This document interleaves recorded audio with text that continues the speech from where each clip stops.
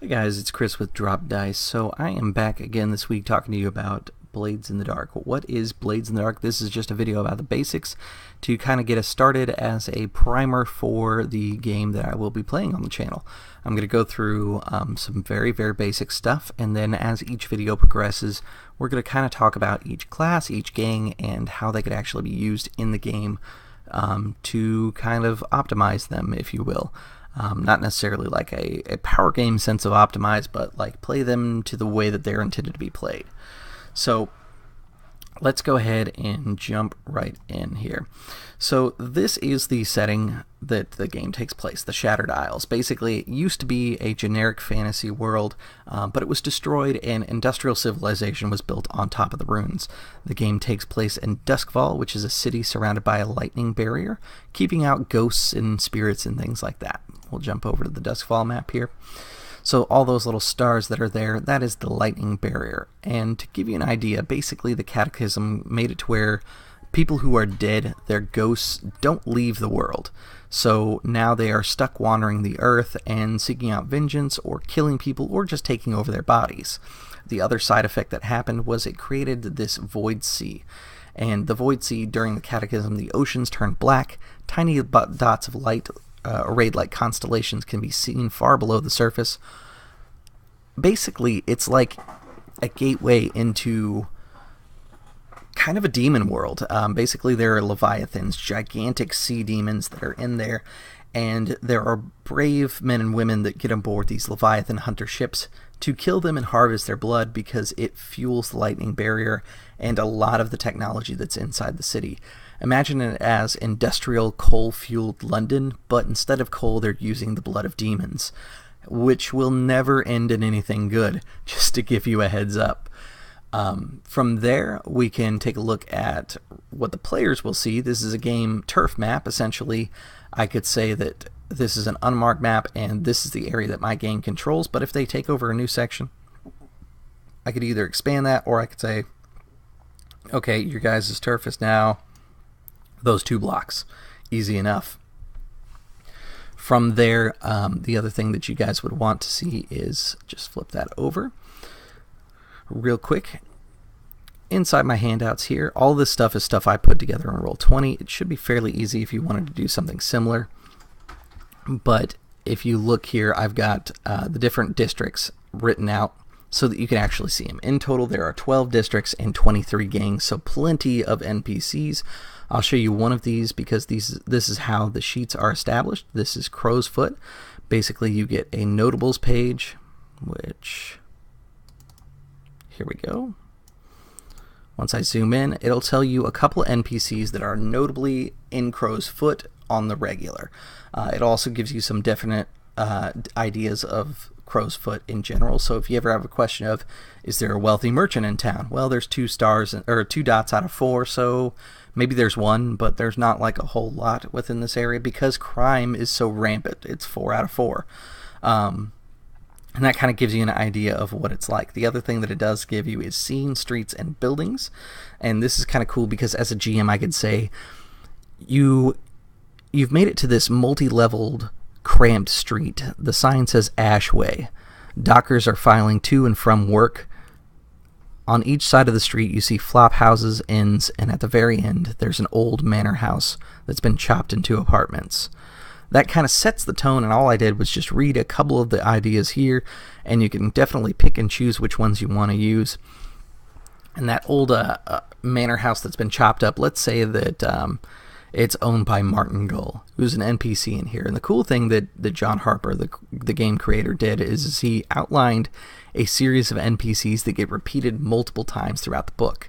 That is the key to running any urban adventure, is especially in one that is isolated, kind of like this Lightning City, you're going to come across the same people regularly, and I really appreciate that. So that is the notables page, and then we'll go to the map. This is a specific regional map. This gives you an idea of the region of Crow's Foot and its landmarks, which you can fill in and see some different information about that. All right.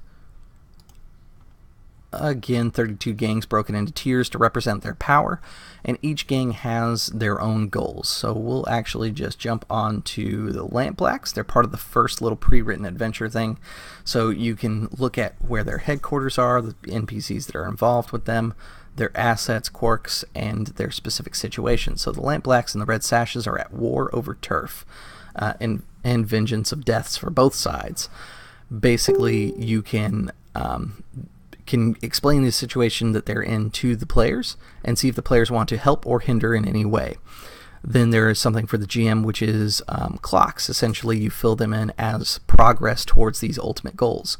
So destroy the Red Sashes is one. That's an 8-wedge clock, and each time they do something that would further the goal of destroying the Red Sashes, it fills in that clock. The Red Sashes have one that opposes them that says destroy the Lampblacks, and that's kind of the tension between the two. If I was to fill in the clock for destroy Red Sashes, it doesn't mean that the clock for destroy the Lampblacks would roll back. They could just destroy each other, which is pretty nice. You can also have tug-of-war clocks, which is what I'm talking about. Essentially, filling in a wedge means progress, and removing a wedge means that you've fallen behind or you've lost the progress that you've made. And then there are also connected clocks, which means you have to fill out one clock to unlock the other clock. A good example would be security around headquarters. You have to get past it, which is a 4-wedge, and then you have to actually break into the building. The physical there's the personal security and the physical security, which would be locks and things like that. And the locks are, let's say, a 6-wedge clock. So you have 4 wedges to get past the people, 6 wedges to get past the locks, and they can be addressed in any manner that makes appropriate sense. So, like, for example, there are a couple of guys patrolling outside. You get past them, that's 1 wedge. You have to unlock the first door, that's 1 wedge off the other locks, and you just keep going through them like that. Typically tied locks, you have to fill out one to access the other, but this would be a parallel set of clocks that both matter for the situation. Alright, so let's jump into character sheets. Character sheets are really cool on the Blades in the Dark Roll20 because they fill in and they look just like the ones that are inside the book. I've got a couple things filled in here and we'll talk about them as we go. But for example, the dots represent how you build your dice pool, which is using d6s. So for a skirmish roll, I would have 3d6, and it would ask me what the position is. And this is a fictional question. Is what I'm doing considered controlled, risky, or desperate? And these terms are very obvious, but I will kind of go a little deeper. For example, if I was to attack someone and I snuck up on them, I'm in control of the situation. If I'm attacking them face to face, that's going to be risky because I stand a chance of coming out harmed. Desperate would be I'm doing something stupid. It could get me a really good success or end really badly. I'm going to take this champagne bottle, charge across the room, and whack him in the head. He could attack me as I'm coming, or I could nail the hit and just flat out kill him. We're going to say it's risky because that's typically what most things that you're going to face are going to be. Then there are 3 types of effects, same basic idea. Standard is you do basically what would be fictionally assumed. So if I hit you over the head with a bottle, I'm probably going to knock you out at least. That would be standard. If I wanted to kill you, that would probably be great. If I just wanted to cut your face, that would be limited. And of course, again, that's fictionally decided by the GM and the players at the table. That is a conversation that you have essentially with each roll. Then you can ask about bonus dice. Bonus dice are gained one of 2 ways. Well, really 3 ways. You can push yourself, or a friend can push themselves to help you. And you can also accept a devil's bargain. The devil's bargain is basically a way for the GM to twist the scene, and possibly a negative way for you, but give you a bonus die at the same time. So, for example, I have a friend who's going to help me out. So I get 1 bonus die from that, and then I will accept a devil's bargain. So now I'm up to 2 bonus dice, plus my 3 for a total of 5. Submit that, and it rolls over here. So with my 5 dice, I got multiple 6s here. And what that means is that is a critical. means I've done more than I anticipated. So I wanted the standard effect to knock him out, but now I can do something else. Say maybe there's 2 or 3 thugs that are with him. I just want to knock all of them out because I criticaled, and the GM is okay with that. So I smash him with the bottle, slam another one on the table, and break a cue stick over the other one. That's my scene. They're all knocked out. I didn't have to kill anybody, or I didn't chose not to kill anybody, but the opposite effect is I could go, okay, you do more than you were anticipating. So instead of just knocking him out, you can kill him if you want, which is all fictional choice. And that's basically how that works. The idea is that 1 to 3 is a generally negative result. A 4 to 5 is a mixed result, meaning you do what you anticipated, but there's probably going to be a cost with it. 6 means you do it. Usually there's no cost with it. And then a critical means that you do it, there is no cost, and you get extra benefits. That, of course, is modified by your position. Some positions mean more is at risk, whereas other positions mean less is at risk for you. And that's why kind of understanding your situation is important for you in this game. So for my character, let's remove fracture real quick here and clear that stress. Okay, let's say that that I didn't critical. I did critical, but there's another guy who jumps over the bar and attacks me, and he swings really hard at me, just like I swung at that dude, and he's going to do level 3 harm to me, which harm is your physical hit points. Let's say that he's going to break my femur, so I'm going to put broken femur, broken leg. We'll put that because I can't spell. I could take that, which would be really bad for me. Basically, I would need help for everything I do, but I don't want to. I can do a couple things. I've got armor on me, so let's say that I use one of my pieces of armor. I'll check that, and that would drop it down to a level 2 harm, but I want to drop it even lower if I can. So I'm going to try and resist it. Resistance rolls work kind of similar. Instead of using the skill across, you use it vertically for the attribute that it's associated with. So prowess is what I would use. And it's going to ask me if I have any bonus die. Let's say I take a devil's bargain, so now I get 1 plus the 3 that's there. My pool will be 4 this time. I roll that, and it says suffer 6 stress minus the highest die results. So 6 minus 6 equals 0. If instead of a 6 I got the 3, I would fill in 3 of these stress boxes here, just to give you an idea. And that broken leg would now be, let's say, a sprain. So instead of having a broken leg, if I used just my armor, it could have been a fracture.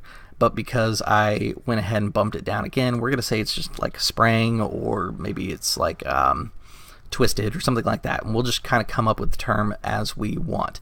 It's kind of similar in Fate, as in that your harm to you is a narrative thing. So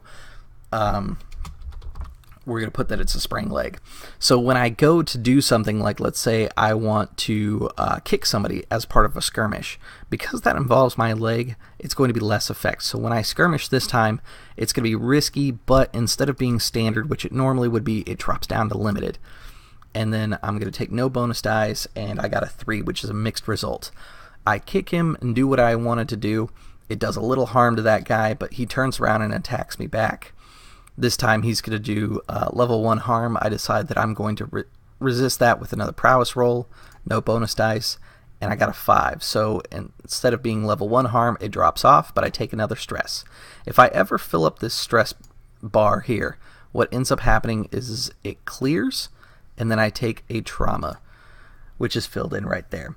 And how these traumas work, these are psychological traumas that will affect your character in roleplay. If you've ever played Darkest Dungeon, it's very similar to that. Your character becomes kind of messed up from the world around them. So I take that he is now, let's say, cold, meaning that he's going to treat people coldly and be more of a vicious person in general. There is also vicious, so maybe I wouldn't go vicious, but he's just going to be maybe not as warm as he used to be.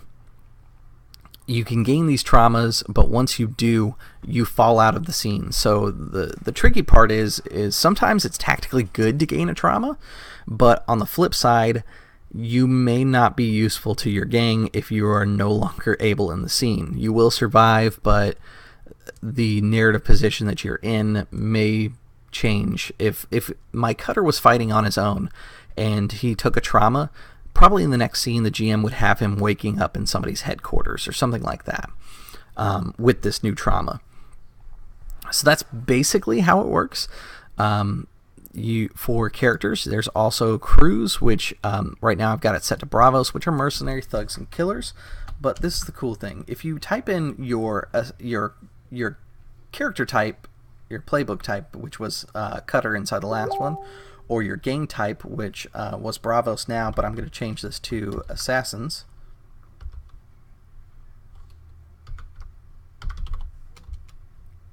Can't seem to spell here.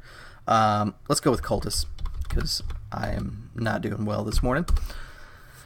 So once I change that to cultists, it is not changing.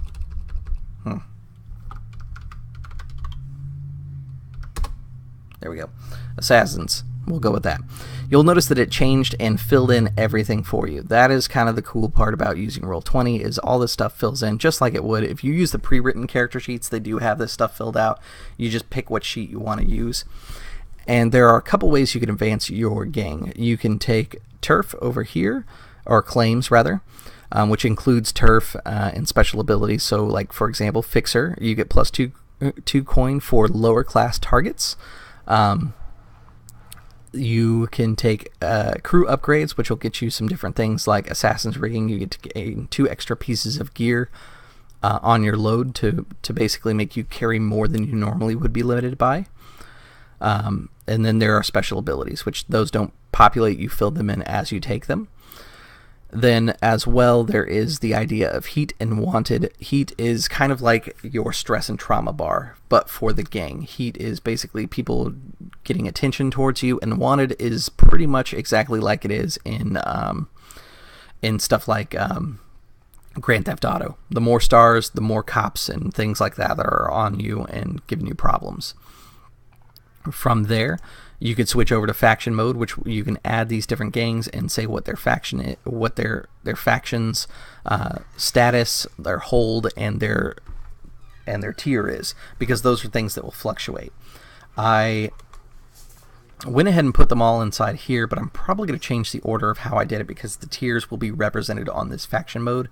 And you can kind of set up your Roll20s any way you want, but this might be a good idea of how you might want to do it for yours. So that is basically how the character sheets work. Inside your game, you'll have, if you play in person and using the sheets there, you'll have very similar stuff. Now, real quick before we finish this up, these sheets are available from Evil Hat. These are the people that make Fate Core, Fate Accelerated. The new Dresden Files Fate Accelerated version just came out recently, if you want to check that out. But so you can go down this list and you can see that there are a couple different things. One of the things that I wanted to direct you to is the Blades in the Dark downloads. If you don't see it there, you can also go to our products and then role-playing games Blades in the Dark, which is right here.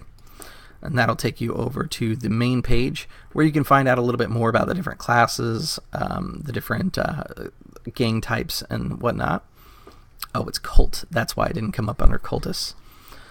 You can then go to download, and you can download either one particular character sheet or a blank sheet, or you can take all the character sheets, same with the crews.